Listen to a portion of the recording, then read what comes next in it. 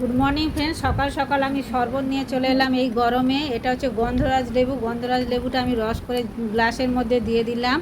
আর আম দিয়ে আমি একটু বরফ বানিয়ে নিয়েছিলাম ফ্রিজে, ওটাও দিয়ে দিলাম। আর এখানে দিয়ে দিচ্ছি বিন নুন, দিয়ে দেব বরফের কিউবগুলো,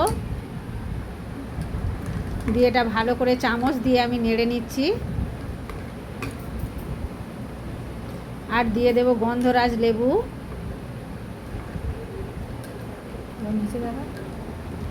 আর আমের কিউবটা বানিয়েছিলাম চিনি দিয়ে, আম দিয়ে ফ্রিজে রেখে দিয়েছিলাম, দিতে আমের কিউবগুলো হয়ে গেছে সুন্দর সুন্দর। আর এবার আমি দিয়ে দিলাম স্ট্র দিয়ে খাবেন এই গরমে। এই শরবতটা না বন্ধুরা ভীষণ ভালো লাগে।